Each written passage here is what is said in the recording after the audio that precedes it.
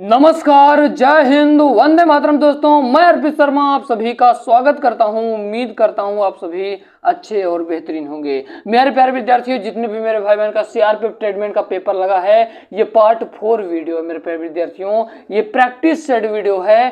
देखते हैं कि आप लोगों को कितने का जवाब पता है। यकीन मानिए दोस्तों, ये इतने सारे सिलेक्टेड क्वेश्चन है, इतने इंपॉर्टेंट क्वेश्चन है जितना आप विश्वास नहीं करेंगे होंगे। तो चलिए दोस्तों, समय को ना बर्बाद करते हुए वीडियो को शुरू करते हैं। आपका पहला प्रश्न है, द लास्ट जजमेंट के लेखक कौन है भैया? तो याद रखिएगा मेरे दोस्त, इसका राइट आंसर हो जाएगा द लास्ट जजमेंट के लेखक, उनका नाम है माइकल एंजेलो। अब भैया सुनिएगा, बड़े ध्यान से मेरे प्यारे दोस्तों, याद रखिएगा इनमें इंपॉर्टेंट एक चीज और है। जो माइकल एंजेलो हैं, ये किसके लेखक हैं भैया? द लास्ट जजमेंट के। पर इन चारों में से शेक्सपियर भी बहुत इंपॉर्टेंट है। याद रखिएगा, जो शेक्सपियर जी हैं, ये आपसे क्वेश्चन पूछेगा ये कहाँ के हैं, तो ये इंग्लैंड के निवासी हैं। और आपसे दोस्तों देखिए, शेक्सपियर के बारे में आपको नहीं पूछा जाएगा, आपको इनकी रचनाएं, इनके द्वारा लिखी गई रचनाओं के बारे में आपसे सवाल करेगा। जैसे आप सभी को बता देते हैं कौन कौन सी रचना शेक्सपियर जी की है। शेक्सपियर जी की रचना जैसे पूछ लिया आपसे, मान लीजिए आपसे पूछ लिया किंग लियर रचना किसकी है, तो याद रखिएगा ये शेक्सपियर जी की रचना है।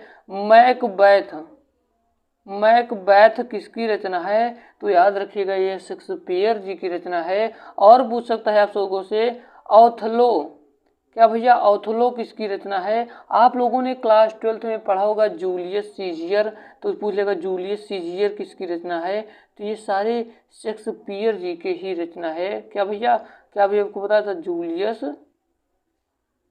सीजर किसकी रचना है? तो शेक्सपियर जी के द्वारा लिखी गई ये रचना है। अच्छा, आपसे एक क्वेश्चन और पूछ सकता है कि भारत के कौन से लेखक ऐसे हैं जिनको शेक्सपियर कहा जाता है? तो मेरे दोस्त याद रखिएगा, उनका नाम है, क्या भैया? उनका नाम है कवि कालिदास जी को। कवि कालिदास जी को क्या कहा जाता है? कालिदास जी को क्या भारत का शेक्सपियर कहा जाता है। उम्मीद करता हूँ ये पहला वाला जवाब क्वेश्चन आप सभी को पता हो गया होगा। उम्मीद करता हूँ सारे आप सभी के डाउट क्लियर हो गए होंगे। अगर उम्मीद है आप सभी को अगर पसंद आया हो तो लाइक सब्सक्राइब कर दीजिएगा और हमारे उन भाई बहन तक जरूर शेयर करिएगा मेरे प्यारे विद्यार्थियों जिनके पास आज कोचिंग जाने तक की फीस नहीं है। तो चलिए हम लोग चलते हैं दूसरे नंबर के क्वेश्चन को। जल्दी से आप लोग कमेंट बॉक्स में कमेंट करके बताइए कि इसका राइट आंसर क्या होगा। प्रश्न है कि न्यूमूर द्वीप कहाँ पर स्थित है? जल्दी से कमेंट बॉक्स में कमेंट करिए, जल्दी से दोस्तों। तो दोस्तों आप सभी को बता ही देते हैं इसका राइट आंसर क्या होगा। इसका राइट आंसर हो जाएगा मेरे दोस्तों, क्या हो जाएगा भैया? इसका राइट आंसर हो जाएगा, ये बड़ा इंपॉर्टेंट क्वेश्चन है कि नूरमूर द्वीप कहाँ पर स्थित है। तो याद रखिएगा दोस्तों, ये बंगाल की खाड़ी, ऑप्शन नंबर सी वाला सही हो जाएगा, बंगाल की खाड़ी पर स्थित है। ठीक है, आप सभी को हम की पॉइंट थोड़ा सा कुछ बता देते हैं दोस्तों। देखिए, ये है अपना भारत,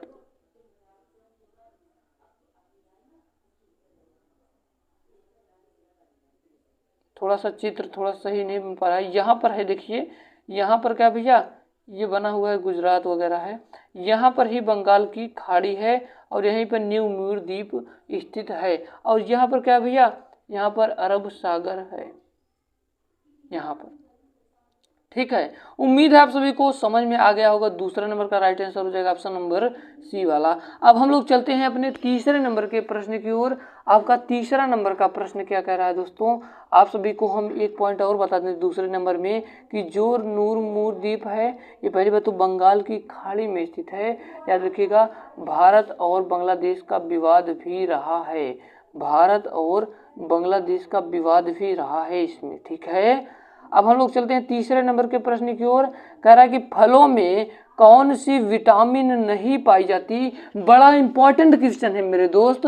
तो याद रखिएगा, जो फल होते हैं, जो फ्रूट होते हैं, उसमें विटामिन डी नहीं होती है, विटामिन डी नहीं होती है। और आप सभी को बता दूं, ये जो विटामिन के है, ये क्या होता है भैया? रुधिर स्राव थक्का, यानी कि जो होता है दोस्तों, ये विटामिन के का काम होता है। और आप सभी को कुछ विटामिन को हम बता दे रहे हैं, नोट कर लीजिए, ये आपको याद कर लेना है एक बार। अगर आप लोग याद कर लीजिए देंगे तो देखेंगे यही सारे प्रश्न पूछे गए हैं। विटामिन B1 क्या है भैया, विटामिन B1 को कहा जाता है वेरी वेरी, सुने होंगे आप लोग। विटामिन B2 की कमी से होता है कौन सा रोग, त्वचा रोग। आप लोग एक बार लिखते रहिए, त्वचा रोग। विटामिन B2 से क्या होता है, त्वचा रोग होता है। अब हम लोग आप सभी को बताते हैं विटामिन जो क्या भैया, विटामिन किससे, जो विटामिन B2 है इससे क्या होता है, त्वचा रोग। और विटामिन जो B3 है ये क्या होता है भैया, पाचन कम जिसका होता है, विटामिन B3 की कमी है।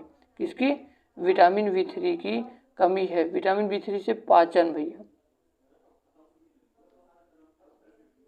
B6 क्या होता है भैया, एनीमिया रोग, एनीमिया रोग, विटामिन B6।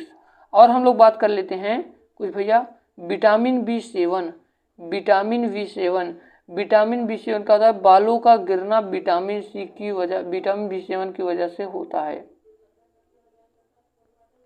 ठीक है, अब हम लोग एक और पॉइंट की बात कर लेते हैं, विटामिन का भैया B12, रुधिर कम होना विटामिन B12 की कमी होती है। उम्मीद करता हूं आप सभी को ये एक एक पॉइंट, एक एक परफेक्ट जानकारी आप सभी को समझ में आ रही होगी। अगर आपको समझ में आ रही है तो दिल से हाथ रख के बताइएगा कि हाँ सर मुझको मज़ा आ रहा है। अगर आपको मज़ा नहीं आ रहा है तो कमेंट बॉक्स में कमेंट कर दीजिए कि सर मेरी ये डाउट है, जो भी आपके डाउट हों। तो चलिए हम लोग चलते हैं अपने चौथे नंबर के प्रश्न की ओर। जल्दी से इसका आप लोग आंसर बताइए और एक बार दिल से कमेंट बॉक्स में ज़रूर बताइएगा कि आपको कितने का जवाब पता है। यही आपकी गुरु दक्षिणा है और हमारे भाई बहन तक शेयर जरूर करिएगा।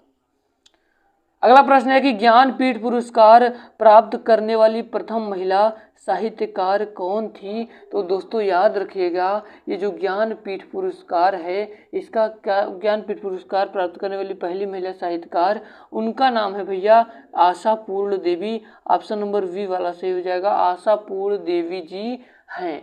ठीक है ना। अब हम लोग चलते हैं अपने 5 नंबर के क्वेश्चन को। कह रहा है कि भारत में PIN यानी पिन जोन में विभाजित है, पिन जोन में विभाजित है। पहले भी तो पिन जोन का, पिन का फुल फॉर्म जानिए। पिन का होता है भैया, क्या होता है, पोस्टल इंडेक्स, और क्या होता है भैया, नंबर।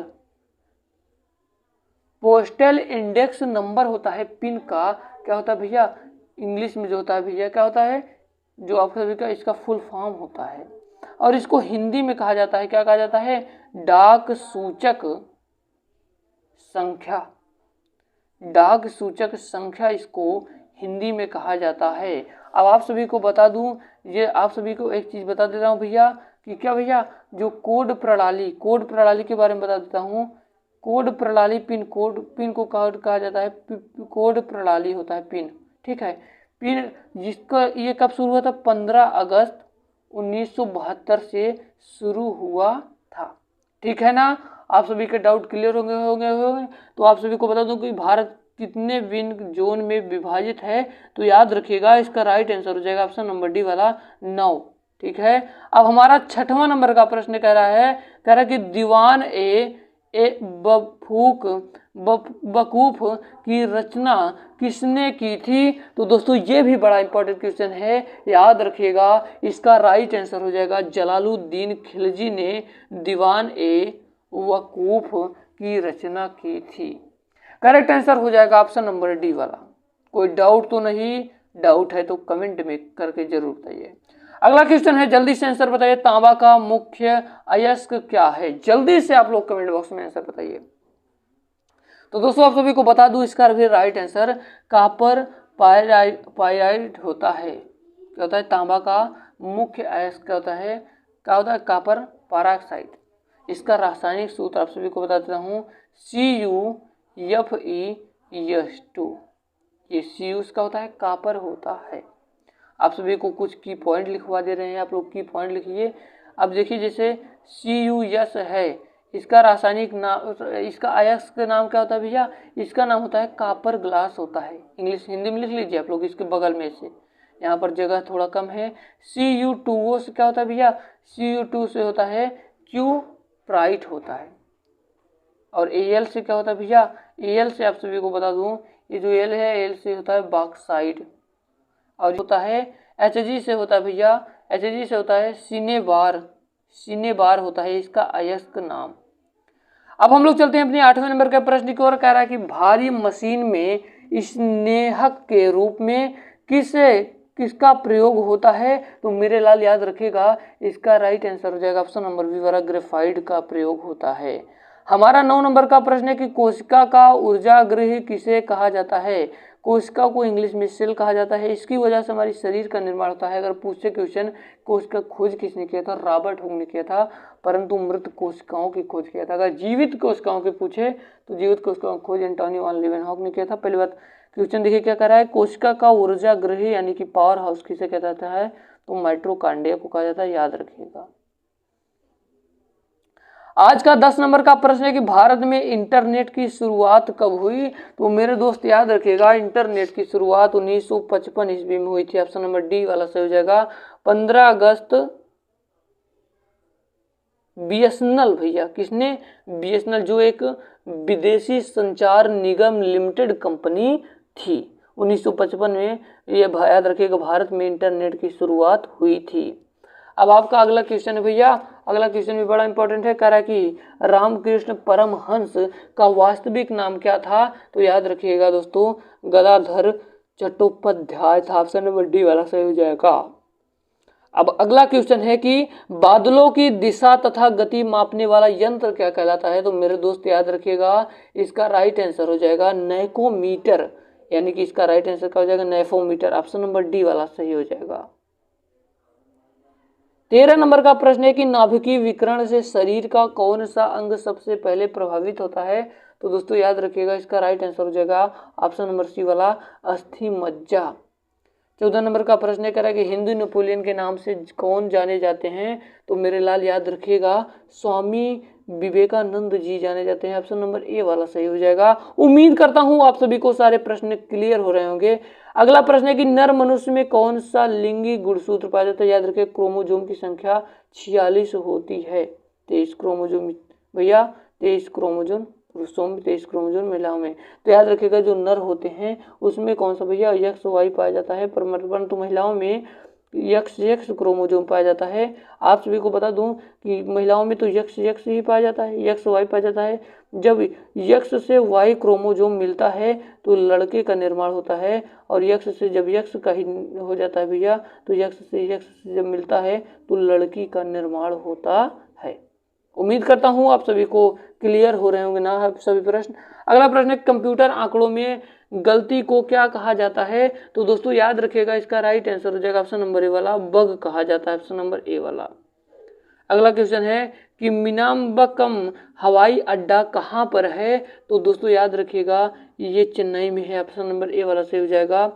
अगला प्रश्न है कि राज्यसभा का सदस्य अपना त्यागपत्र किसे सौंपता है? तो बड़ा इंपॉर्टेंट क्वेश्चन, इसका राइट आंसर हो जाएगा ऑप्शन नंबर डी वाला, उपराष्ट्रपति को।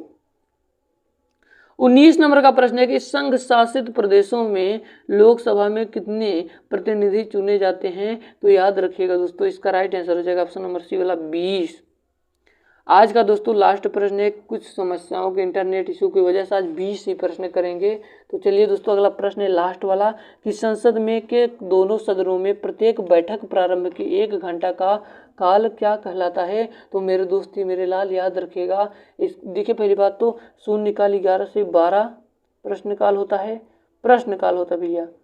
12 से 1 होता है, उसे शून्यकाल कहा जाता है। 1 से 2 जो होता है इसे काल कहा जाता है। सत्रकाल 2 से 6 जो होता है इसे सत्रकाल कहा जाता है। तो याद रखिएगा, संसद के दोनों सदनों में प्रत्येक बैठक के प्रारंभ में 1 घंटा का जो काल होता है, इसका राइट आंसर हो जाएगा ऑप्शन नंबर बी वाला, प्रश्नकाल। उम्मीद करता हूँ ये मेरी छोटी सी वीडियो पसंद आई होगी। कल से हम एकदम सिलेक्टेड समय पर एकदम टाइम पे 8:30 बजे आ जाएंगे। आज कुछ प्रॉब्लम थी दोस्तों, इसी की वजह से थोड़ा टाइम में लेट हो गया। तो उम्मीद करता हूँ अगर वीडियो पसंद आई होगी लाइक कर दीजिएगा, और चैनल पे नए आओ तो चैनल को सब्सक्राइब कर लीजिएगा। मिलते हैं किसी नए वीडियो में किसी नए टॉपिक के साथ, तब तक के लिए जय हिंद, वंदे मातरम।